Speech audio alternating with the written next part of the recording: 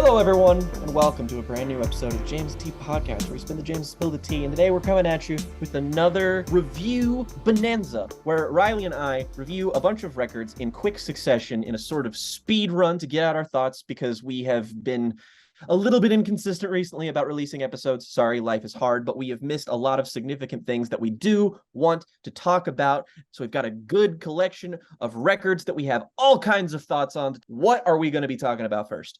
Yes. So, and before we get into that, just to acknowledge that we did this a couple of months ago, and we're probably going to keep doing it maybe every 2 or 3 months. I find it's a really good sort of low stakes way to catch up on records without feeling the need to like commit, here's a full video on these 2 albums. We can sometimes just catch up on things that we've missed that are interesting, and maybe for things we don't have a whole lot to talk about, give ourselves a kind of short form way of doing that. So yeah, all of the records that we're going to talk about today, I think are interesting albums. They're not all records that we love, but we do think, or at least I think, these are all records that when I look back on 2023, these are going to be some of the most interesting records of the year. These are going to be some of the albums that stand out as maybe some of the most unique and worth hearing, just to see where you fall on them, basically.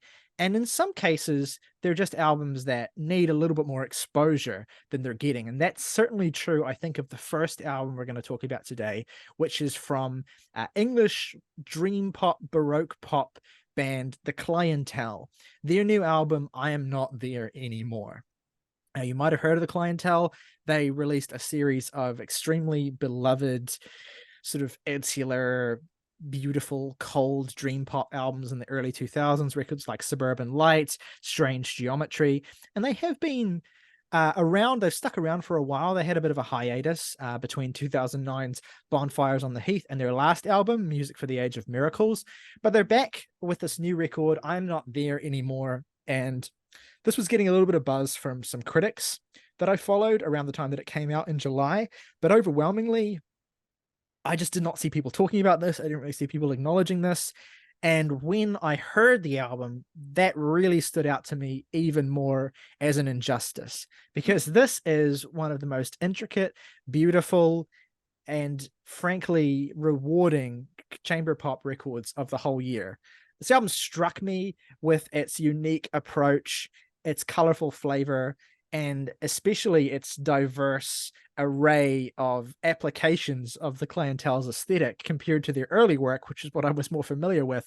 But I was like, okay, this record deserves more attention. And in fact, I've gone from thinking the record is an interesting curiosity that does a lot of admirable things to more or less being at the point where I think this is genuinely just a great album front to back. It's a really long record. It does push over the hour mark, and it does have a lot of shorter interstitial moments that create a kind of tapestry quality to the flow of the record that they're not all going to work for you. But my God, if this isn't just a resplendent, gorgeous experience with some absolutely astonishing highs. Jake, what do you think? Well, earlier this year, when we talked about our favorite compilation albums, one of my favorites, if not just my very favorite, is Suburban Light by The Clientele, which, I mean, its status as a compilation is a bit kind of topsy-turvy just because of the way record structuring and the single releases and silly stuff. But regardless, I am an immense fan of Suburban Light, and I was like, I knew this was coming out, but I had no idea what to expect from it as like a late period Clientele album, just because I'm not more familiar with their recent stuff. So I was interested, but I think what again put me off initially from listening to it as soon as it came out was the 63-minute runtime, and I was genuinely surprised with how fantastic this album is. I think that if anything, if you want to listen to this record or you want to gauge whether or not this is worth listening to, you have to listen to the intro track. The first song on here, Fables of the Silver Link, is one of the best songs this band have ever made. And it's like bizarrely ambitious for this band too, that really, the Clientele are a great band because they rely on a more modest, occasionally lo-fi sound that really evokes that kind of bleary British winter. Like a lot of dream pop is typically associated with warmer tones, whereas the Clientele are very different. And as a result, they suit a very different emotional purpose than a lot of their contemporaries do, which is why I appreciate them so much. But this, on the other hand, is a lot more lively than I was Yeah. anticipating. Like the Baroque elements of their sound have always been there, sure. This, on the other hand, has way more ideas instrumentally that are more colorful, more standout. The structure of this opening track here is kind of bananas, honestly. Like, again, it's a bizarrely ambitious track that still manages to work as a great clientele song. And in something that I did not expect to come away from this album thinking is that those interstitial moments, those shorter songs on here that are basically bits of like modern classical ephemera that kind of stitch everything together, I kind of love them. Like, again, they're not like substantive or anything. They're not gonna like blow you away like the core tracks on here are going to, but they decorate this with a sense of personality that I feel like would be missing if they weren't on here, that I really do dig the vibe of. And it helps that them segueing in between all of the solid, core clientele songs, those songs are just all universally very, very good. Like the first song on here is far and away my favorite song on here, but not the only thing worth hearing. I actually think that like the back half of this staggers some really great songs. I Dreamed of You, Maria in the back half. Stems of Anise is great. Chalk Flowers, I think, is fucking Great gorgeous. song. Like violins and stringed instruments on here playing a really prominent role as instrumental accents that I just think are gorgeous, where this album gets to simultaneously have its cake and eat it too, of being like, this appeals to me in the exact same way that albums like Suburban Light and Strange Geometry do, but it sounds distinct enough to be mature refinement of their sound that I just really get a lot out of. Like, I know it's longer, and I know that like this band are not exactly in a lot of people's sights right now, but the Clientele is a band where I feel like them being kind of languid and kind of long-winded just works for the atmosphere that they go for. Like, put this on in the middle of the night, or like, go for a walk in the just on a cloudy day or something, and I promise there's nothing that's going to hit quite like this. Yeah, if you've not engaged with the Clientele very much, or if you've only engaged with their early music as well, you might have a certain expectation from this based on that. I mean, but for starters, Alistair MacLean's voice is very distinctive, and it's immediately Mm-hmm. recognizable that this is the same guy who's singing these songs, because he has this like John Lennon quality to his voice, where he actually sounds like Yeah, John yeah. Lennon, but he also has the same kind of thing where he commands attention, but at the same time feels very comforting. It lulls you and puts you in this really, really pleasant place. He's just got this beautiful tone to his voice. But yeah, where that earlier Clientele music does sound very wintry, and partly that's because of this sort of fuzzed out aesthetic that it has, this feels very like springtime. Like, and we're actually coming into spring now where I am, and this record is really well suited to that particular changing of the season, because it does feel like, the light kind of finally coming through and the snow melting and things kind of just livening up again. There's just such a sense of joie de vivre in this album, which I would never have expected for the Clientele. And then, of course, this being the Clientele and Alistair MacLean writing the way that he does, that joie de vivre in the sound does belie a really melancholy reflection on childhood and growing up, and being in this kind of very disconnected place. Thematically, I was reminded a little bit of the PJ Harvey album earlier this year, just in the style of writing. Obviously, that's a very sort of old Englishy style, but the underlying themes, that sort of Huh. the particular way that that record looks at coming of age through a very slanted lens, I was reminded of that a little bit with this record as well. But yeah, just that very lively string instrumentation just adds this immediacy to it that makes it so enveloping. I echo everything you say about that opening track. It is incredible. The first time I heard that, I was completely struck. I had to run that shit back and listen to it again. But I also love songs like Lady Grey as well, which I think is a great example of how well the string instrumentation is composed to be the hook of the songs. That I can remember, and I can get that passage in that song that comes in the chorus stuck in my head really, really easily. It's Mm-hmm. beautiful. And the one record I was reminded of the most while listening to this, there are some noticeably big differences, but the thing that I kept being like the record I keep thinking of the most, and the one I would recommend to you, Jake, if you want to hear something that's kind of like this or has the same sort of spirit as this, is Prefab Sprout's I Troll the Megahertz, which is a very late era Ooh, okay. Prefab Sprout album, very different Yeah. to their Sophisti-pop stuff in the sense that it's not Sophisti-pop at all. It is like gorgeously arranged, pillowy strings over this kind of these meditative, largely instrumental reflections on mortality and dying and, you know, memories, disconnected memories. It's a really haunting and beautiful album. And, you know, the big 20-minute song on that record uses spoken word in a very similar way that a lot of the interstitial tracks on this record do as well. And the feeling is ultimately very similar. So yeah, I love this album. It's very much flown under the radar. We're starting in a place of total unification because this album is definitely one of the ones we'd recommend jointly the most. So check this one out if you haven't already. It's a really special record. Next, let's move into an album that I think is, and I like doing this sometimes. I like having a bit of whiplash when we do this because we're moving from an album that we pretty fundamentally agree on to one that I know that we are basically as divided or as in as much disagreement as we will get today, which is an album from a band called Geese. It's an album called 3D Country. This was a record that was I can't actually remember how it was put onto my radar as well, but I know that suddenly a lot of people were talking about it, and they were talking about it as a record that offers a different sort of spin on the increasing presence of, I suppose, heartlandy, country-esque aesthetics into sort of art rock music, basically. You know, we've had an influx of bands in the last few years that have tried to, you know, reignite or reinvigorate post-punk and art rock by kind of injecting it with new life, new aesthetics, new sounds. And so Geese, which is a Brooklyn-based band, it's just so funny to me because the first time I heard this record, I was like almost certain they couldn't be American, but they are. It is kind of surprising to learn that, actually.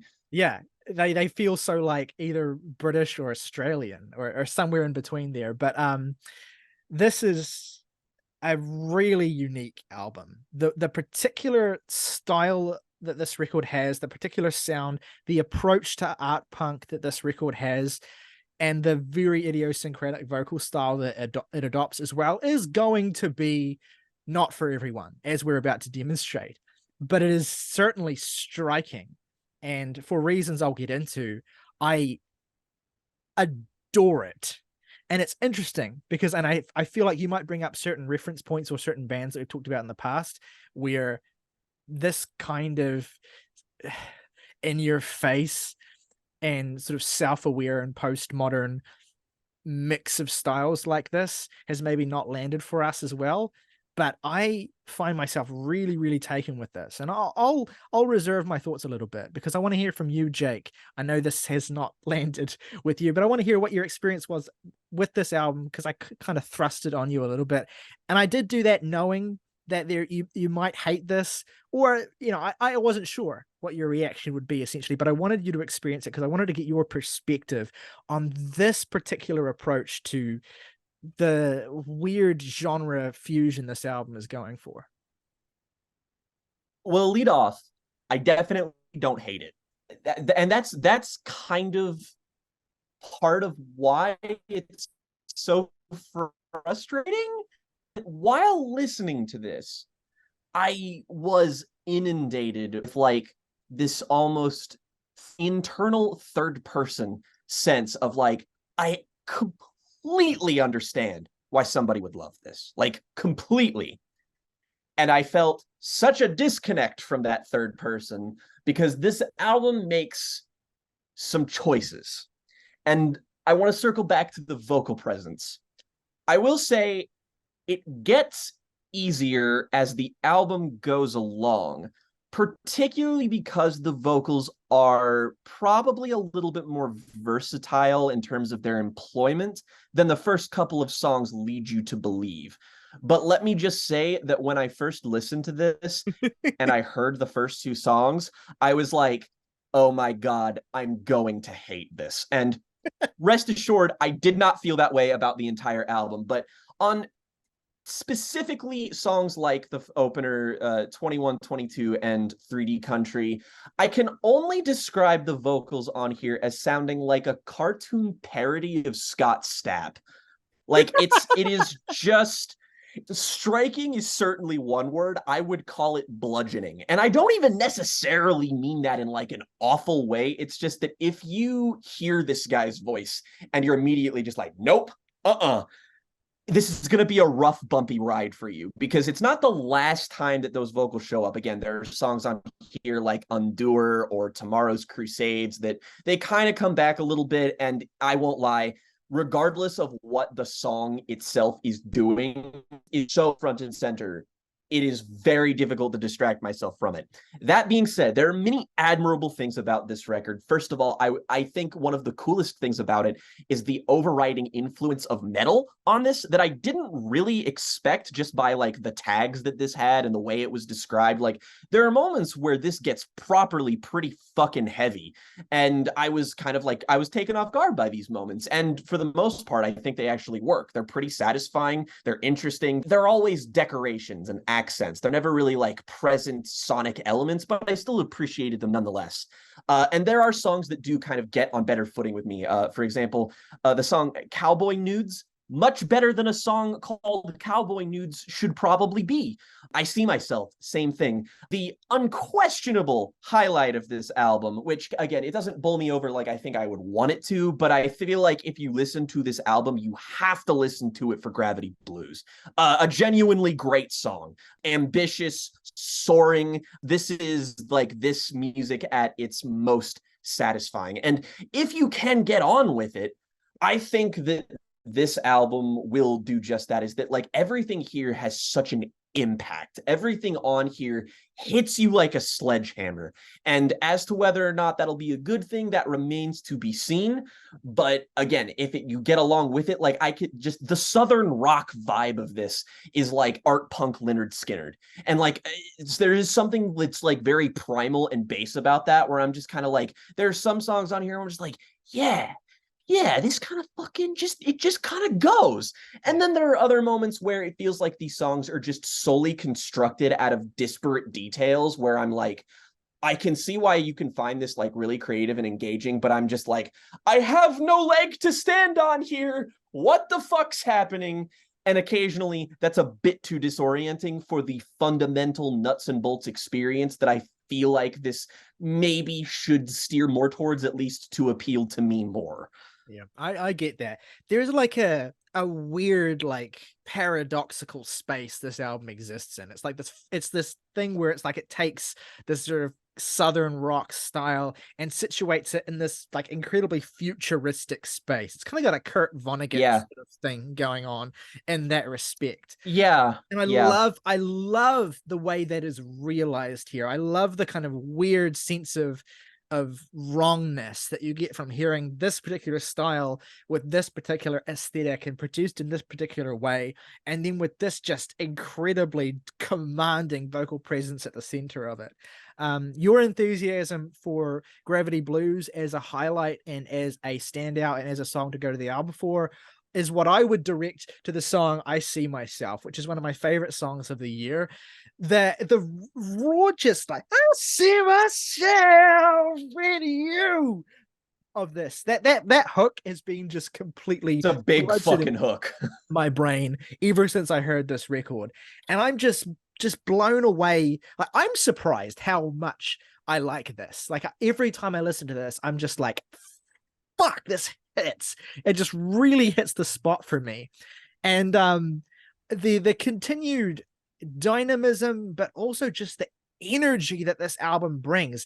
One of the big reasons why I think it works is they just do not let up on that commitment and on that intensity. Like, this is an album of bangers. Like, even the ballads go hard, which is really what I'm talking about when I talk about I See Myself, because that's kind of a ballad, but it's just one you just scream. And just individual moments that stand out to me as well, like on Mysterious Love, that some people are alone forever, some people are alone forever. I'm just completely yelling that shit. I don't know. It's something that's so unabashedly and unashamedly itself, and so in your face about all of that. Yeah, it is gonna maybe not land for some people, but in that sense, I think it is one of the most commanding albums that has come out this year. Full stop. It is just an album that knows what it Yeah, wants to be, that realizes its aesthetic without a moment's hesitation. That it will stand up, I think, as one of the most distinctive albums of the year in that respect. But I sound like I'm offering sort of guarded and non-committal praise, but believe me, I fucking love this. I think that it just completely lands it. One of my favorite albums we're going to be talking about today. Next thing I want to talk about, speaking of albums that are in your face, and speaking of albums that have ended up really resonating with me, although this in a much more predictable fashion, I want to talk about the new album from The Armed, Perfect Saviors. Now, The Armed, in case you weren't aware, are a hardcore collective. In fact, there's a lot of weird lore surrounding this band, and you wouldn't know that a lot about them if you just knew them from this album, because it's actually very different to their previous records. very. They're Detroit, Michigan based, and for a lot of their early era through the mid 2010s and records like Untitled and Only Love, they kind of cultivated this weird anonymity, and they're kind of really shit posty, and they would do all these sorts of publicity stunts, and they would like present themselves with pseudonyms, and they would do really weird interviews, and they would kind of just basically play pranks on music journalists and cultivate a weird Hmm. identity around that. There was a long running theory that they were a fake band that was constructed by Kurt Ballou, who actually played and recorded everything on all of their albums, which is my favorite band conspiracy theory in a hot minute. I think he actually has produced records for them before, but we have since come to learn that this is a band of real people, that is not just Kurt Ballou pretending to be seven other people, which would be amazing. We actually reviewed the last album from The Arms, 2021's Ultra Pop, which I rode pretty hard in the paint for. I think that record is really, again, it's what you might more expect from how they were initially presented, in the sense that it's a kind of really postmodern, post-hardcore album, just really in your face, really over the top, ridiculously blown out, and just total chaos, basically. And they've kind of pivoted with this new record. I mean, and I think in a savvy way too, because that sort of really crazy, far out, blown out hardcore thing they were doing could really only get you so far.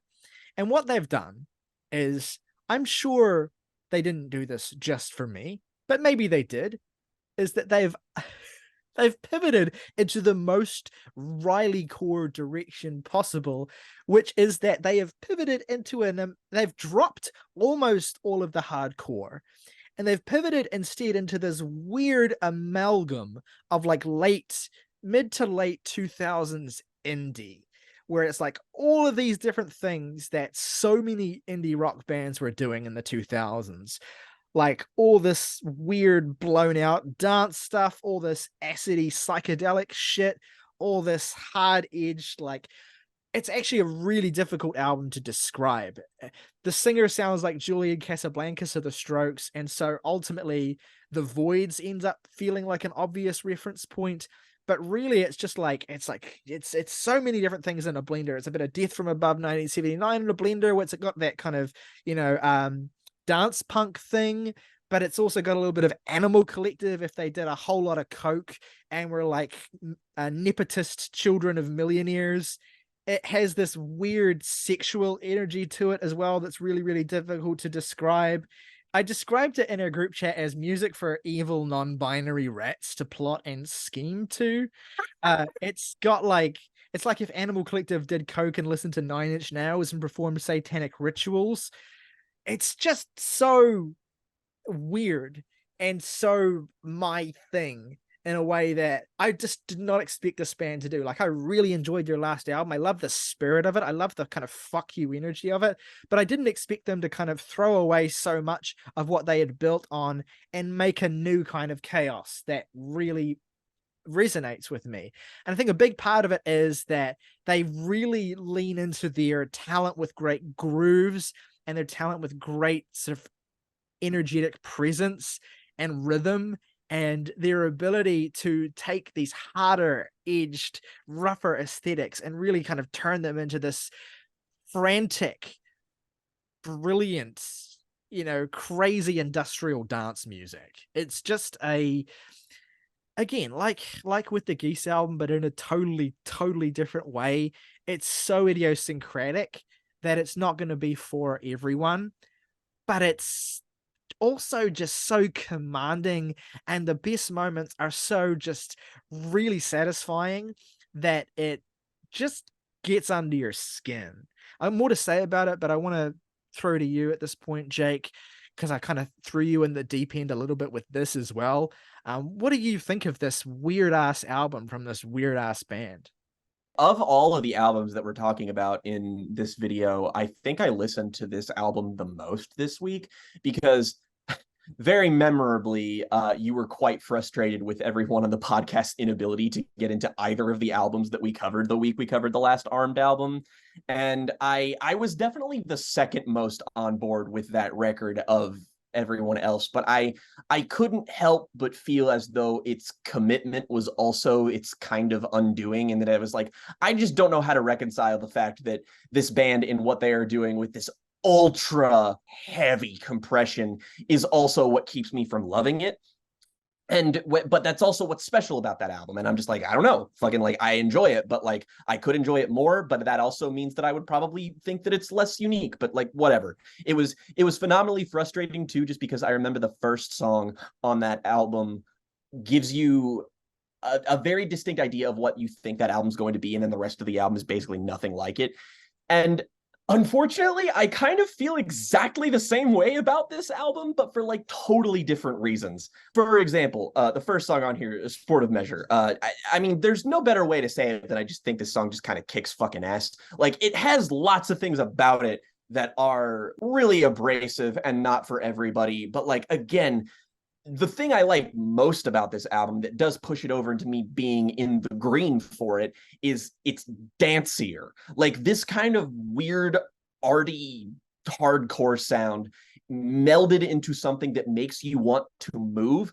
This is exactly what this band should be doing, at least in my opinion. I know that their whole persona is that they're all, antagonistic and fuck you, we're going to do whatever we want. But like, if I had to be like, hey, if I had any sway in the direction of this band, doing this weirdly specific thing kicks ass. Nobody's doing it, and I like it when you really lean into it. Same thing about the other song on here that I really love, which is Everything's Glitter, which again is just a total fucking barn burner of a track. The thing that gets me off about this record that I could never find myself getting on board with it, which is nuts to me, because if you go back through all of our reviews for new albums, I am easily the person on this podcast who is willing to meet an album halfway when it's like ultra fucking compressed. Like that, the last Armed album was a notable exception for me of being a sticking point. Like whenever compression is a sticking point, I'm usually pro in that camp, and nobody else is. And the thing about this is that there's always one element of these songs that is incongruous to something else, and it's infuriating. I remember saying about the last Armed album that was like, this is one of the most frustrating albums I've ever reviewed on here. And this is frustrating in the exact same way. And then it's like on one song, the instrumentation is so blown out and compressed, it sounds kind of gray and I can't get anything out of the murkiness. But the vocals sound really nice. And I really, get along with that Julian Casablanca-esque kind of vibe that they're going for, except really aggro. And then on another song, the vocals will be super fucking compressed and gray, and I don't really get into what they're doing. But then the instrumentation is this bright, explosive, gaudy shit that's just real fucking awesome.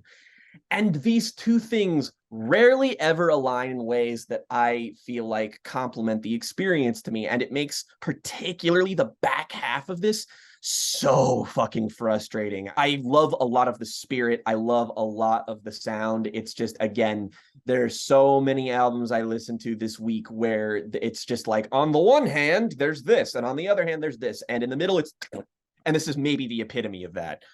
Yeah, I like, and I get it. I really do. For me, it's like the peering back of the sheer, in your face hardcore of their previous records allows them, I think, to showcase the strength of their ability to write and perform amazing grooves really, really well.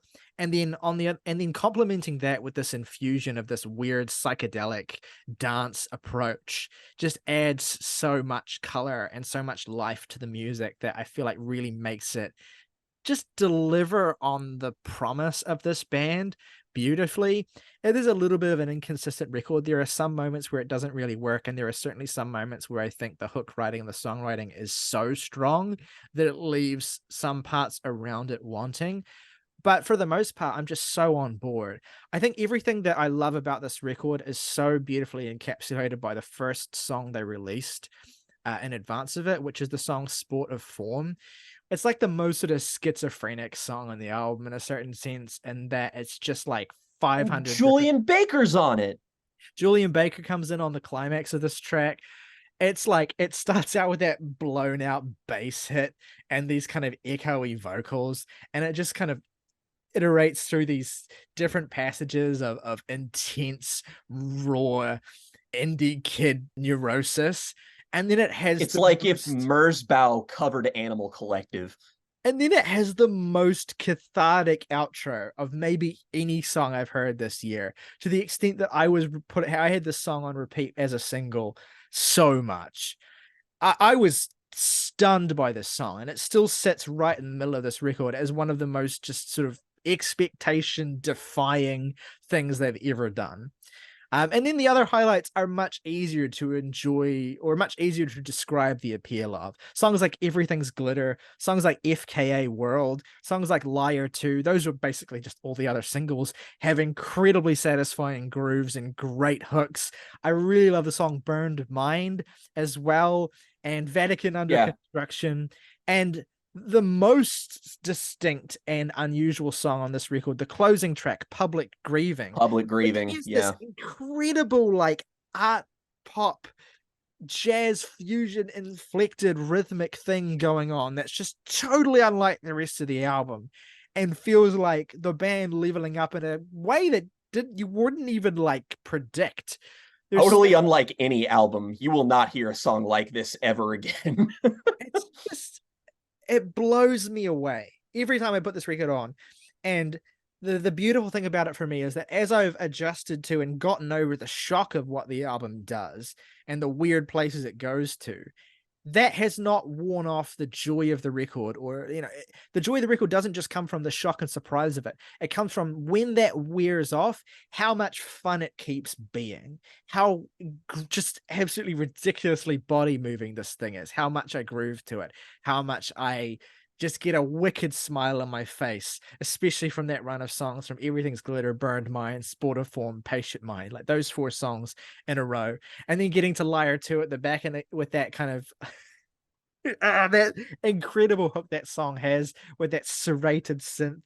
It's just Ryley in a nutshell. Like, this album has my energy baked into it in terms of The its synths on here is some real Flatlander shit, frankly. yeah, absolutely. There's a little bit of that in there too. It's just one of my favorite things about this band as well. If I strongly encourage you to look up a band photo of them, because they are the most like, it's like if Black Country Road were jocks instead of nerds. Like, everyone in this band is fucking ripped. Like, everyone in this band fucking works out.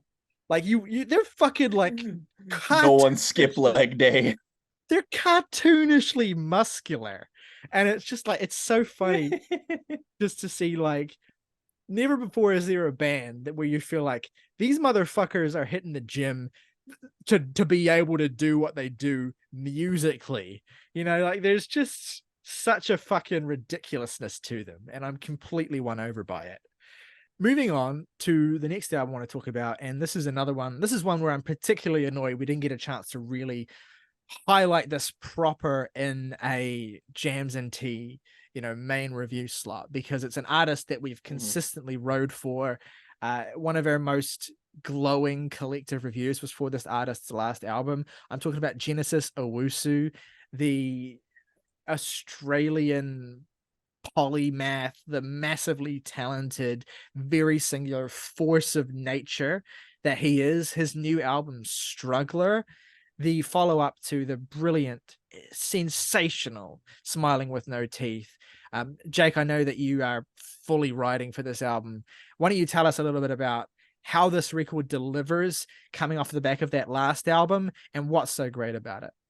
Smiling with No Teeth is the rare instance of an artist coming onto the scene with very, very little precedent and just saying, okay, here's what I'm all about, and doing like 800 different genres and styles and doing them all excellently. Like, that's an album that just holds up so incredibly well. It's got hip hop, it's got some more like industrial moments on there. There's also like smooth soul on there, like Song About Fishing, and Genesis as a presence is an incredibly compelling lyricist. Like, he knows how to have like this rhythmic impact with his words when he's rapping, but also when he's singing. He has a gorgeous voice, and he basically got to take advantage of and showcase all of his strengths on that album, be like, here you go, and just casually drops this masterpiece in everybody's lap. And that's an album that like I was, super into when it came out, and has only grown on me in retrospect. So obviously I was really looking forward to see how he would follow it up, and just to see what he would do, because he's such a multifaceted artist. It's just like, what is even like where do you even go from here? There's a lot of possibilities there, and he just sort of picks a lane, focuses himself, makes the package more concise, doesn't dilute anything that's special about him, and manages to make an end product that feels like it's less a overall showcase of like general talent and artistry, and more feels like a definitive statement.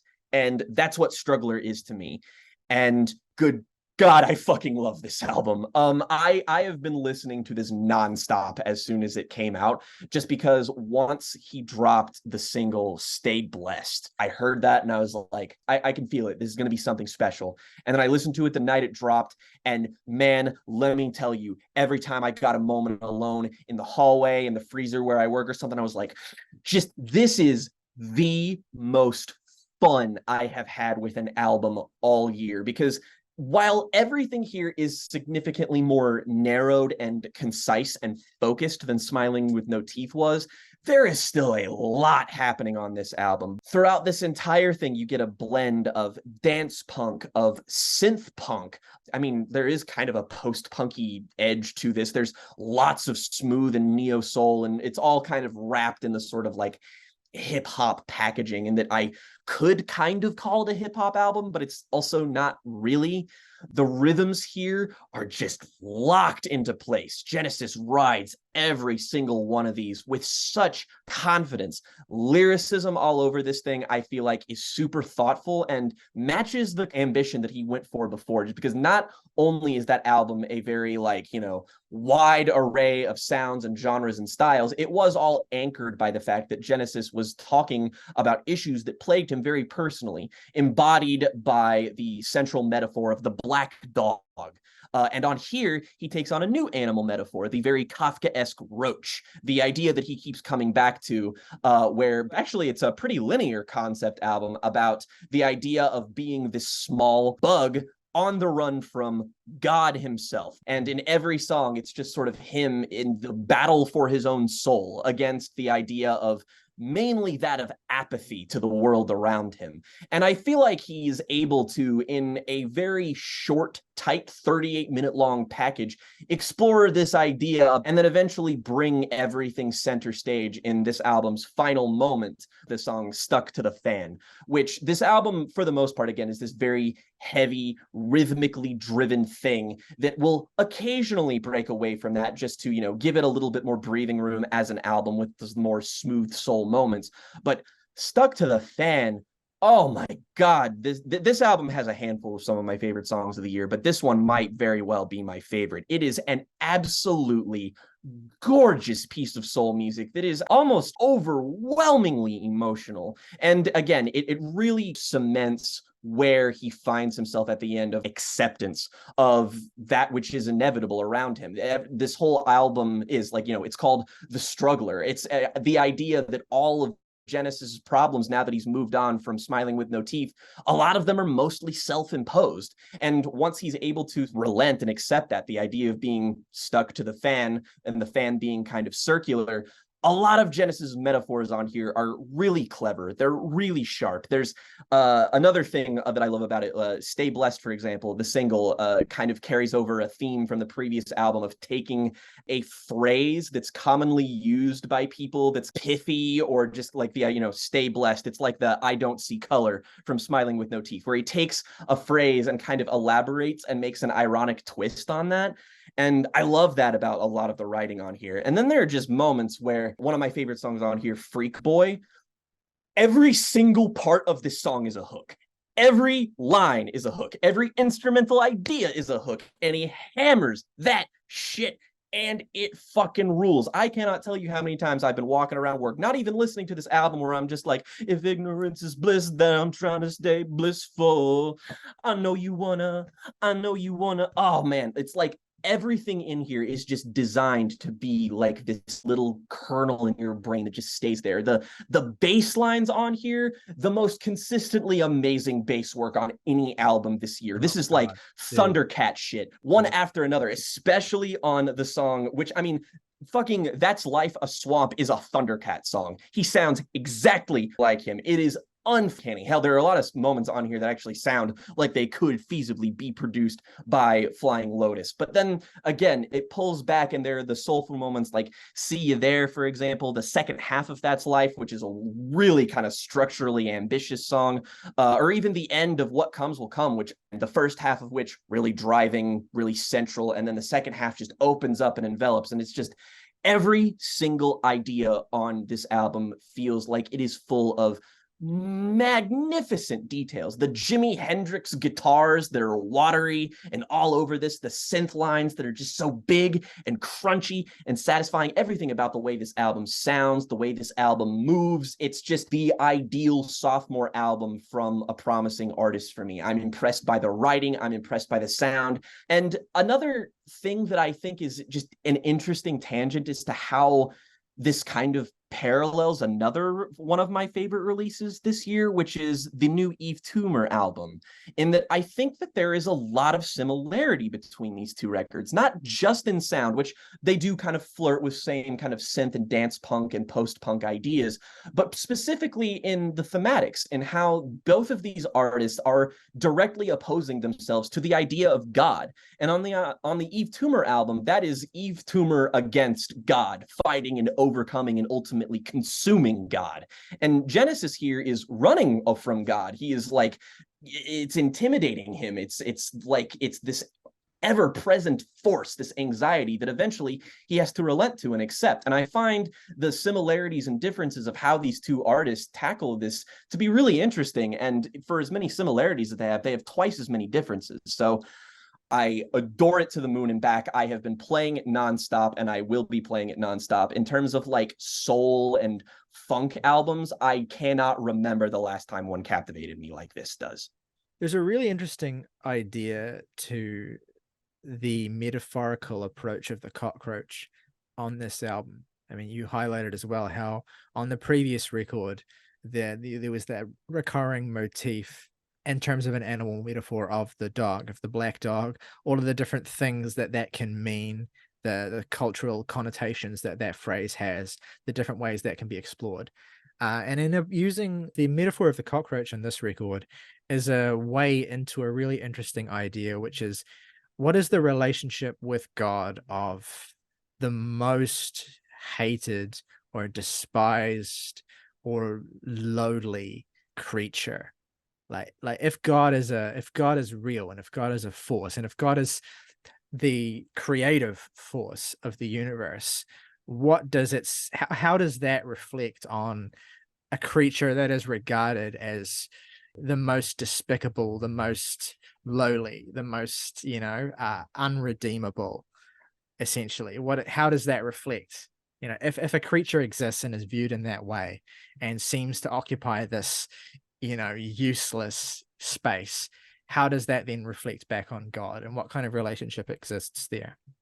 And obviously, the way that the cockroach is explored metaphorically as a reflection of the minority experience is something that, you know, is obviously really, really close to Genesis, as someone who has both roots in Australia and Ghana as well, someone who can speak to the experience of the minority in a country that is, particularly in a country like Australia, that's not especially welcoming or doesn't have a great history of treatment of minority groups as well. So obviously there's a dynamic that already from that setup is promised with this album. And that is where a lot of the most satisfying meat comes, I think, is from that idea and the way that Genesis explores it. And again, one of the other great pleasures of that last album was just how satisfying it was to hear this kind of full band sound, like a funk rock band that where you could just kind of, not to sound boomery here, but where you could really hear all the people in the room playing the instruments, where you could really feel the weight of that. It was tactile. You know, and then there was a production approach as well that really let you feel like it was a kind of thing that was happening in the room. And that is something that's a little bit more, the approach is different to the sound of this record. There's less room to breathe on this record. It's more constricted. For sure. It's more, you know, the air is sort of sucked out into this record. It's much more rigid. And that, I think, is part of the way that it approximates, or that it invokes sounds of you know, musical movements like dance punk or synth punk or whatever you want to label it. But it is an aspect of the record that both provides the setting for its most, you know, compelling and immersive and in your face moments, and also kind of in a weird way holds me back from being able to fully connect to all of its musical ideas. That is to say, I'm not as in love with this album as I maybe wanted to be, and that did leave me initially as well in a place of feeling really a little bit jaded with myself. Like, why don't I love this as much as the previous album?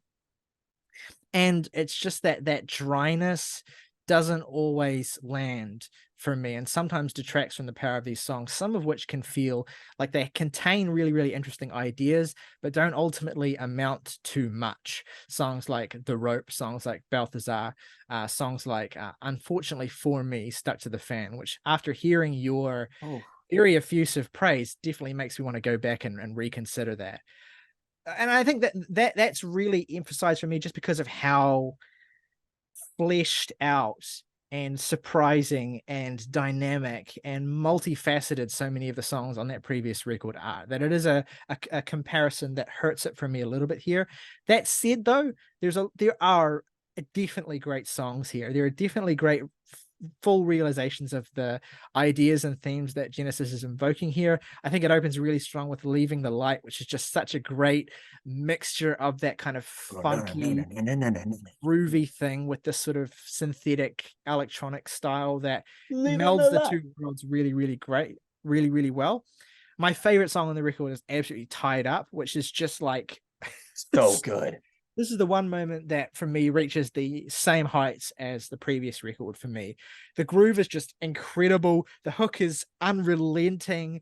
It's just completely in your head and in your face the whole time. It's an impossible. If you hear this and you don't immediately want to go fucking strutting down the street like you're big shit, then you're not listening correctly, because this song just puts that feeling in you straight away. While, of course, at the same time, having the complexity of being about, you know, a very claustrophobic and very kind of frustrating feeling. You know, it's a neurosis that manifests into a funky catharsis, and it's just really satisfying. I love that. You know, Freak Boy is in a similar place for me as well with that. What I love about the fact that Genesis has so many different influences is that with the band he has and with the instrumentation he's able to bring to it, you get to see that in a really fulsome way on that last record. And that really comes through in a song like That's Life too, which is another standout for me too. I love the Rhodes piano in this song. It sounds fucking gorgeous. It's the Herbie Hancock of it all for me.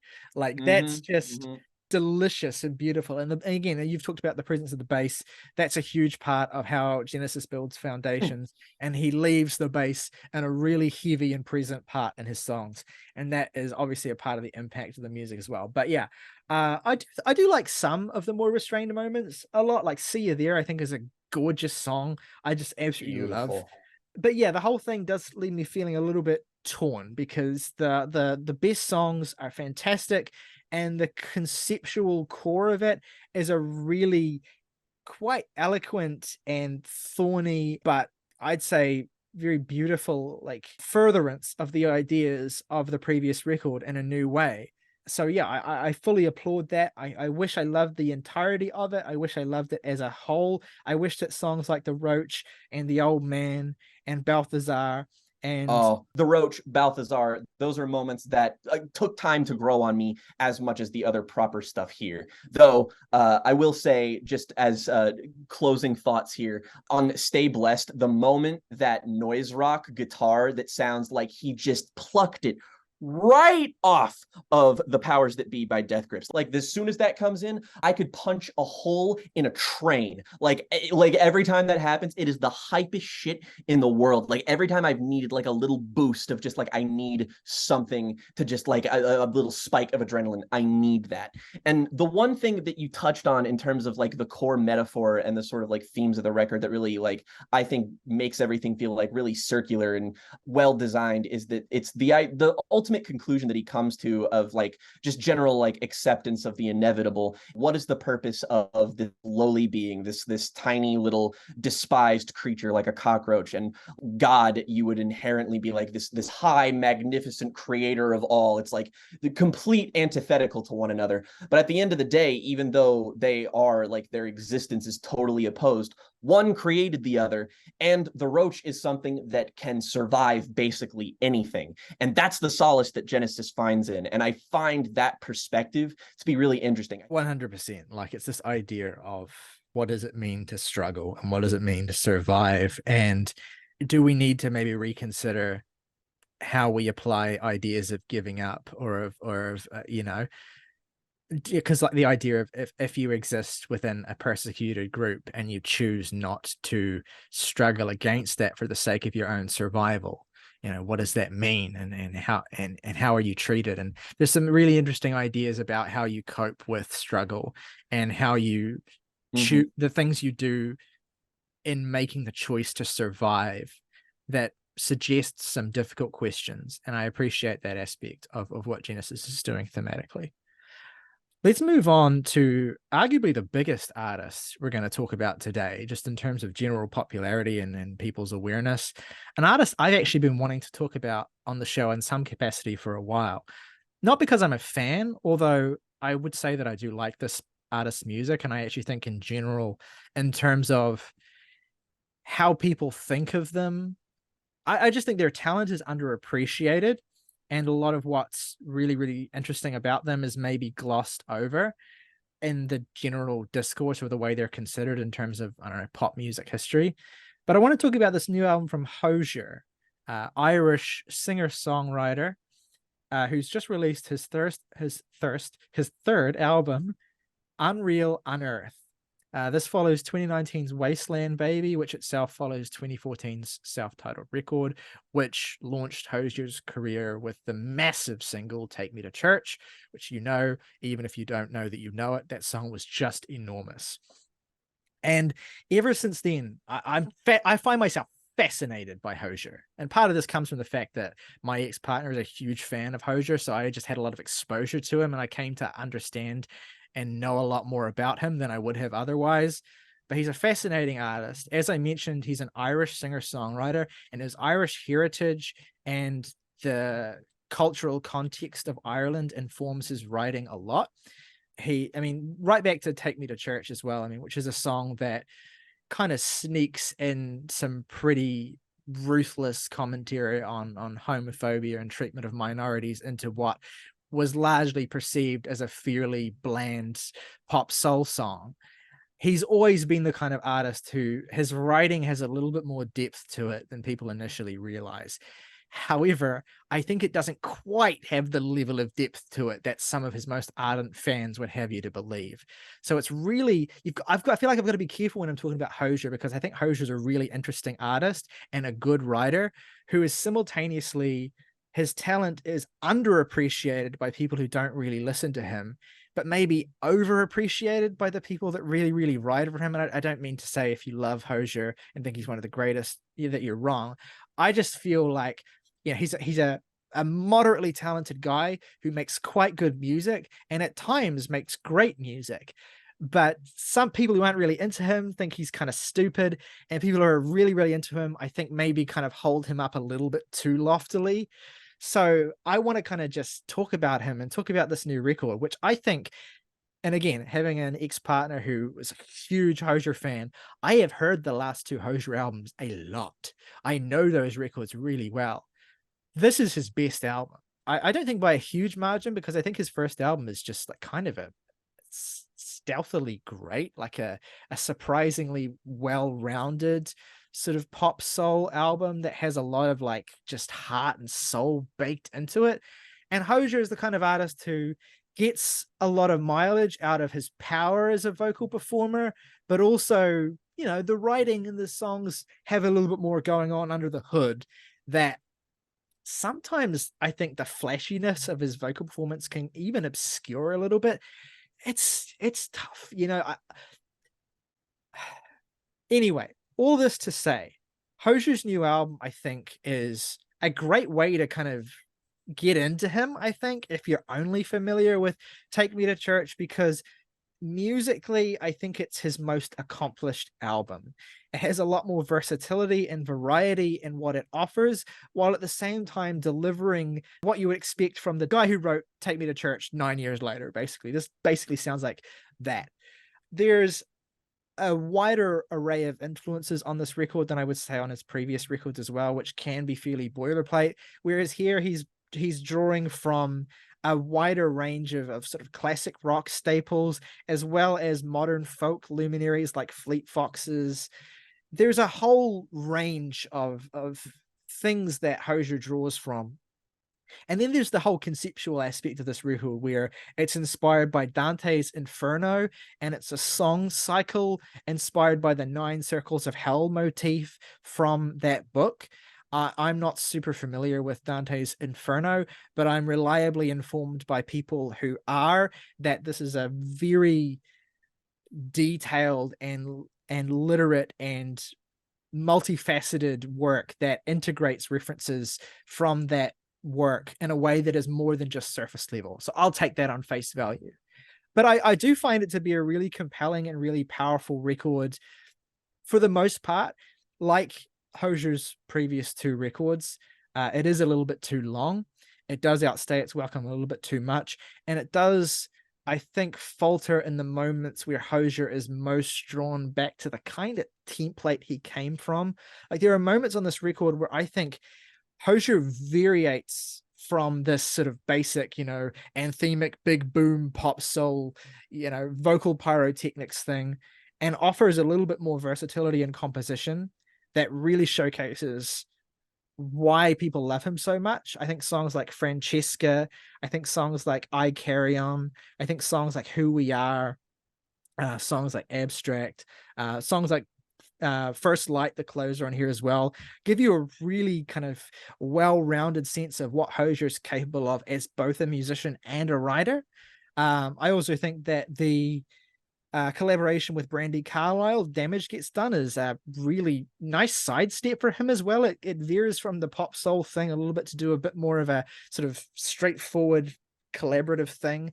I really like it, even though the main guitar motif is literally just that opening guitar motif from Everybody Wants to Rule the World, except pitched down. I find it really funny how it's exactly the same. But it's a good song. It's a really good song. It really stands out. I think there are moments where in the bombast and the booming, Hozier of it all, it can feel a little bit, I guess, bogged down. And that's really songs like You're Young. It's an album that has a lot of really great examples of Hozier realizing his potential, but also it feels like he's holding back in certain ways as well. It's an album that's very interesting conceptually and has a lot of really moving moments. Like I almost shed a tear in the song Abstract, which is about this vivid experience he had watching someone try to save an animal that had been killed on the highway and just sort of dragging it to the side of the road, knowing that it was dying, but just doing that as an act of kindness. And he tells that in a really moving way on that song, and he has a vocal performance that just genuinely blindsided me by how much it got me in the feels, so to speak. And then songs like Who We Are and All Things End, and I already mentioned Francesca as well.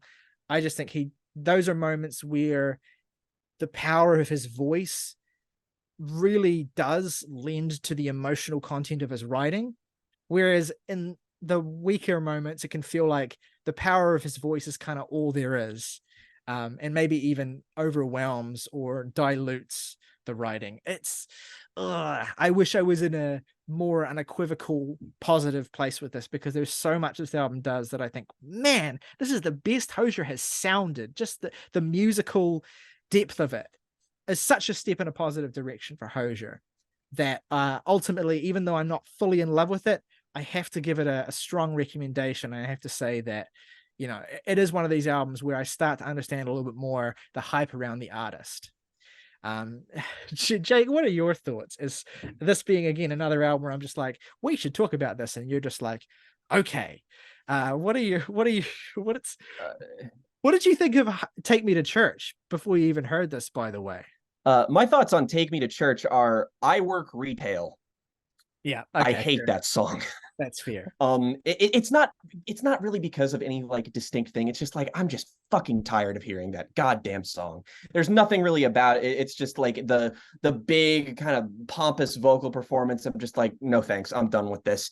After you hear it 400 times, it just becomes unbearable. But that didn't mean that I was predisposed to like dislike Hozier or anything. But my response to what you had to say about this is yes, I struggle to say much meaningful about this record, honestly, because I am pulled in like 80 different directions when listening to it. Because on the one hand, it's like he opens the record by this like really like, again, the Fleet Foxes influence actually was something I felt on here an awful lot. This sort of like mixture of folk pop and just sort of pop soul, and it's like half of it's sung in Gaelic, and it's just like you get the impression immediately that this dude has a better sense of scope and scale and just like a more interesting conceptual bent than like 90% of other pop artists, and I appreciate that a lot. And it results in a sound that is like overridingly pleasant and good, and like the best thing about this album for me, other than like again the writing, which I think is like pretty uniformly very strong throughout the whole thing, really evocative, really like again it's fascinating how many like bases this actually manages to cover. And I actually did catch on to the Dante's Inferno references, but I didn't know that it was like I didn't know that that was like what it was directly connected to. Like I saw, like a song like Butchered Tongue, and I was like, oh, okay, I know what he's evoking here. But like again, interesting little descent spiral, whatever you've got here. But at the same time, like that's sort of the key, is what you said, is that it's his vocal performances are too good. Like they're like he's great singer, great singing voice. I enjoy like, and not to mention a very versatile vocalist as well. It's like he's not great in like the exact same way on every single song. He varies it up a lot.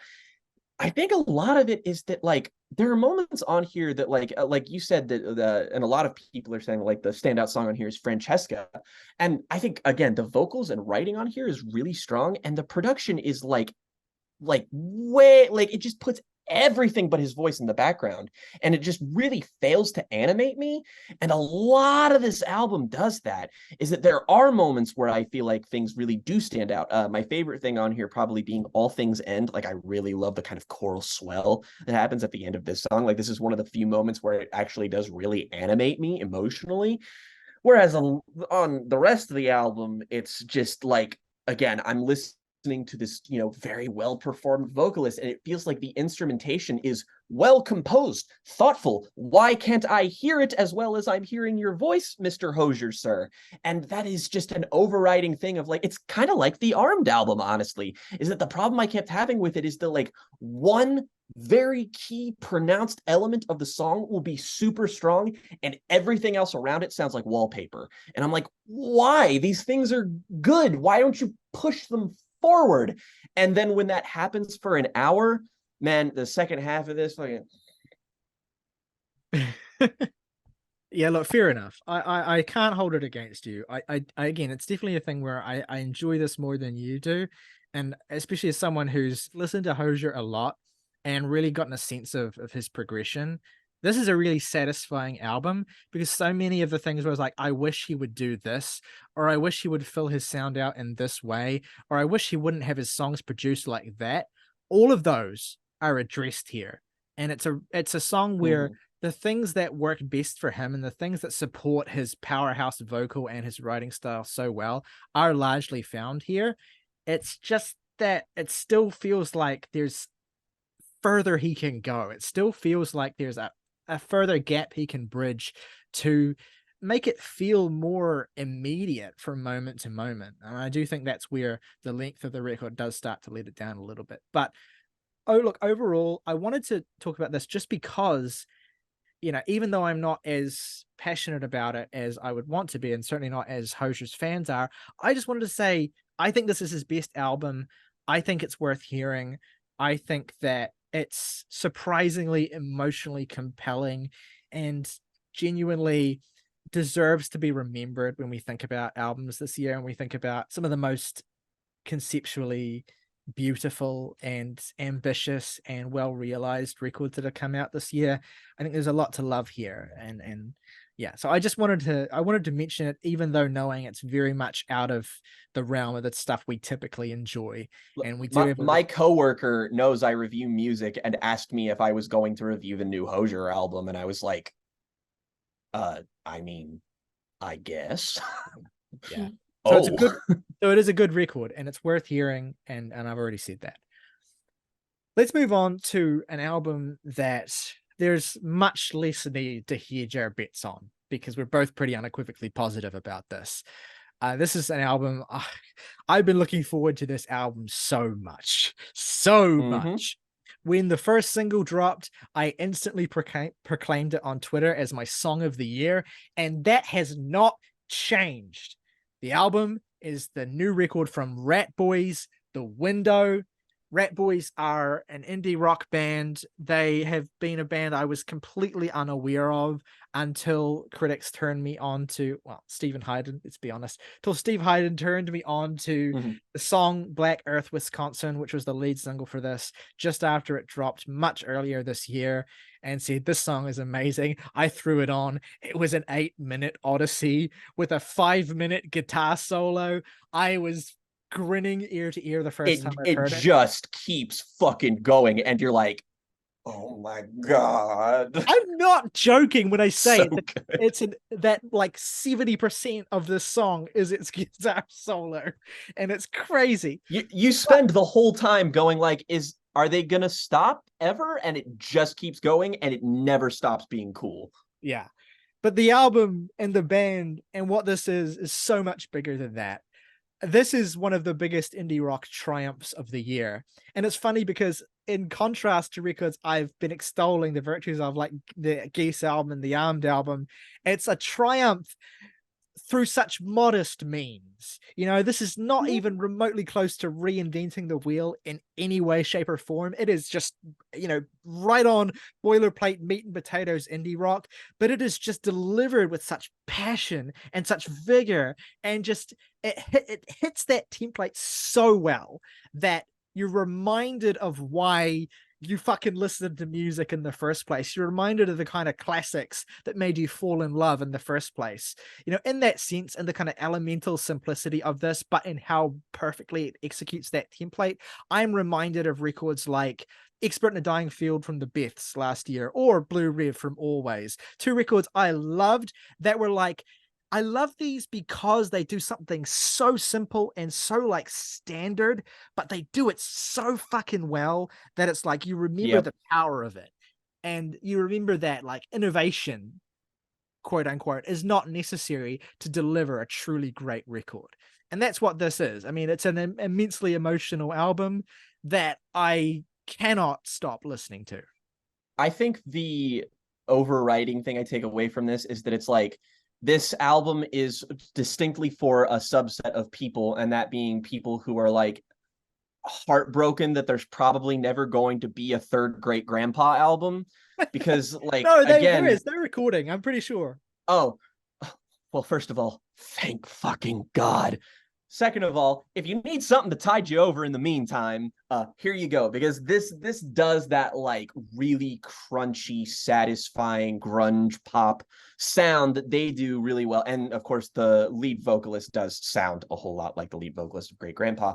But to me, this does something that Four of Arrows doesn't do, because Four of Arrows is a more, like, I would say it's a bit more of a versatile record. It goes for like, there's like lots of different sonic excursions on that album, lots of different things going on. This here, again, it's a bit more nuts and bolts, meat and potatoes kind of stuff. But my God, the consistency is just fucking staggering. Like, I hate to be boring and say that my two favorite songs on here are the singles, but I mean, like, The Window and Black Earth, Wisconsin are just fucking amazing songs. Like, holy shit. Like, again, the incredible 8.5 minutes of Black Earth, Wisconsin, which is just guitar pornography the whole time. And The Window is like, again, it's a more tighter, sculpted, refined thing with an absolute powerhouse vocal performance on here. Lots of fantastic hooks kind of just scattered throughout the whole thing. There's never a moment on this album where it feels like the band isn't in sync with one another. Everybody knows exactly what they're doing and exactly when to do it, and it all just feels so damn good, so damn warm. It's a lot like the Wednesday album that we reviewed earlier this year for Yeah. me, except this kind of edges out over it, for me personally anyway, just because it's a little bit more consistent. Like, I kind of had a problem where it kind of it fell off for me in the final third a little bit. Whereas here, again, this is 40 some minutes that this band are just, they are so in lockstep with one another. It kind of befuddles me that this isn't getting a little bit more pull. You know, we talked about Hozier immediately before this, and now we're talking about easily the least popular band, I think, that we're going to be talking about in this video right now. And that's a damn shame. Like, if you go away from this video, like taking away one distinct thing, you have to listen to this if you're even moderately interested in indie rock. I think the one thing that stood out to me the most about, other than like all aspects of this just directly appealing to me and what I look for in modern rock music, and it just kind of giving me everything that I wanted. The lyrical slant here is really interesting. They keep kind of going back to this idea conceptually of the window and just like seeing like life from this fixed perspective, and how some of the songs will recontextualize what you're seeing, how you're seeing it, etc., etc. And it takes a lot of really mundane everyday life ideas and just sort of blows them up into these indie rock explosions and satisfying crescendos that are just mwah. It's a beautiful thing to behold, truly. Yeah, I'm in a weird position as someone who reviews music, because the level of enthusiasm I have for this is maybe hard to represent with the complexity of thoughts. This album just makes me so fucking happy. I cannot fucking tell you how happy this album makes me. Pure It is an joy. expression of just unfettered euphoria. And yes, baked within that, there are difficult emotional reckonings. The title track is specifically about saying goodbye to a dying loved one, and it has this amazing aspect to the writing where it seems to kind of meld perspectives between the person who is passing away and the person who is being left behind, to the point where you think you're viewing it from one person's perspective, from saying goodbye as you leave versus saying goodbye as you are left, and it just melds between the two so gracefully and almost, but also so disorientingly, that it makes the grief and it makes the scale and sense of that personal loss feel all the more strong. And then it is unified by a vocal performance that completely burns the house down. He's The so fucking good. It's insane that this isn't my favorite song on the record because it is one of the best indie rock songs of the last few years, in my opinion, just in terms of delivering that template, the melodies, the sound of it feels instantly classic. And on top of that, you have all of that emotional content. So Making Noise for the Ones You Love, the opening track on here, I mean, just that I can't describe it better than it describes itself. It is such a steamrolling, incredible experience to come into it. But then going into Morning Zoo with this beautiful kind of folk instrumentation, this Baroque quality to it, and then into the fun of kind of just thrashy punk of Cross That Line, which is just such a left turn. I can't. Underrated as fuck. This song Ooh, bangs like a Cross That motherfucker, man. Line. And then going into It's Alive. It's Alive Ooh. and Empty, those two songs are like two of the record's purest expressions of just sheer fucking joy. Every time I listen to Mm-hmm. these songs, I feel fucking radiated. I feel fucking ecstatic. And I haven't felt that way, in terms of, I don't think I've had a record that's really made me feel that way all year. I have records that I love, and I have records, well, I suppose the Parannoul album, but like all the other records that I love that kind of feel bad, feel bad records to a certain extent. We tend to gravitate towards those releases. What can we say? And this is just such a repudiation of that.